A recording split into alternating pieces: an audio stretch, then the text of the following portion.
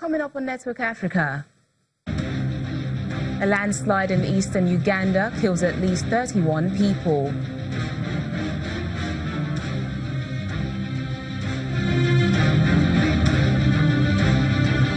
A key figure during South Africa's transition from the apartheid era, Klerk, dies at the age of 86.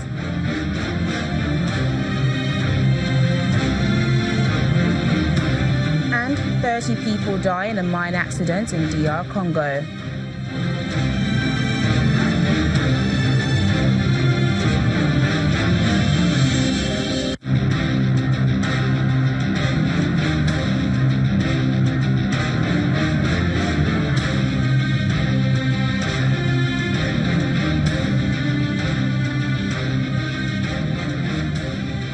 Welcome to the program. I'm Teniola Shoboale. At least 31 bodies have been recovered after heavy rains caused a landslide in eastern Uganda.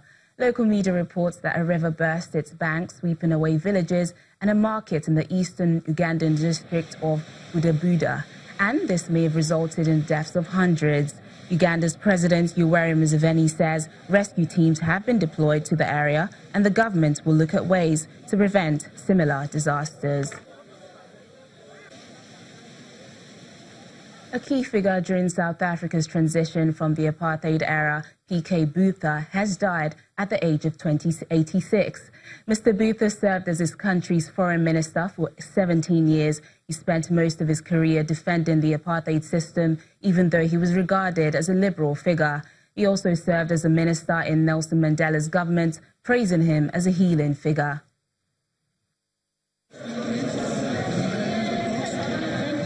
P.K. Botha became the global face of South Africa's reviled apartheid government as Pretoria's Minister of Foreign Affairs. He was a foreign minister from 1977 until the end of white rule in 1994. He was seen as a reformer in the hardline National Party administrations he served under. He had the unenviable job of defending apartheid on the world stage as South Africa grew increasingly isolated, facing economic sanctions abroad, while imposing a state of emergency at home and attempting to destabilize its African neighbors. Regarded as a skilled behind-the-scenes negotiator who loosened up adversaries over rounds of drinks, Botha's accomplishments included securing a peace protocol that ended South Africa's military involvement in Angola.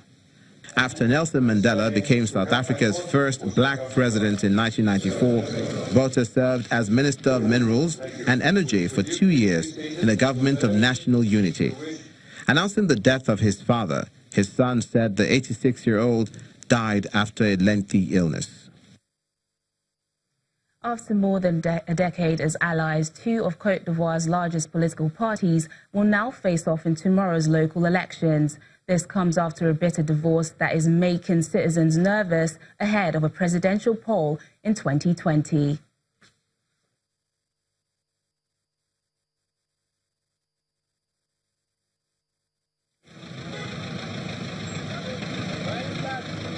The alliance between President Alassane Ouattara's RDR party and former President Harry Berdy's PDCI party was struck in 2005. It was meant to dominate for generations and help heal the political rifts that led to the civil war 3 years earlier. But the pact that propelled Ouattara to presidential election victories in 2010 and 2015 collapsed last month as the parties bickered over whose candidate should be in pole position next time around.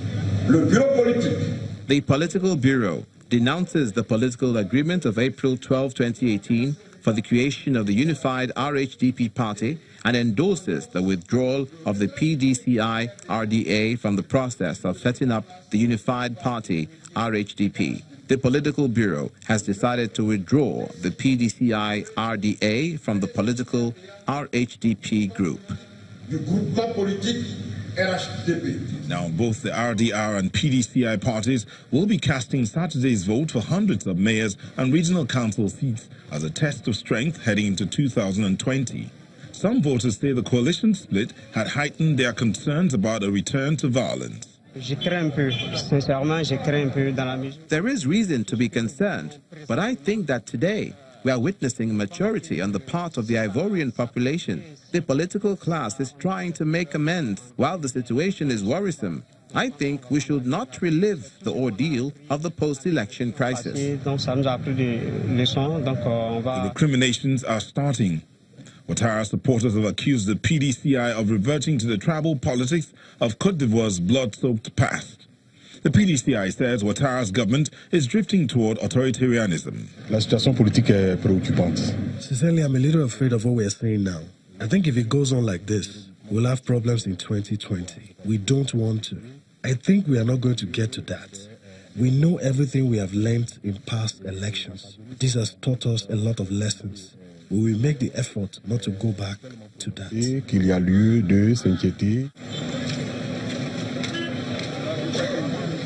The stability of the francophone West African economy and the world's biggest cocoa producer, which is still recovering from a short civil war that led to Ouattara's victory in 2010 over incumbent Laurent Gbagbo, is at stake. The UN Special Representative for the Democratic Republic of Congo has told the Security Council that opposition leaders in the country remain suspicious of the election process. Briefing the council via teleconference from Kinshasa, Ms. Leila Zerogi says the recent trip by the Security Council to the DRC gave it a unique opportunity to witness firsthand the situation on the ground ahead of the December elections. She adds that the electoral process is progressing according to the set calendar, but she also highlighted major challenges in the process, including armed groups' activity in the east of the country, the opposition's lack of trust in the process, and the low number of female candidates on the ballot. In recent weeks, we have faced increasing restrictions on the importation of arms, ammunition, and other military equipment for several of our contingents, including our incoming rapidly deployable battalions.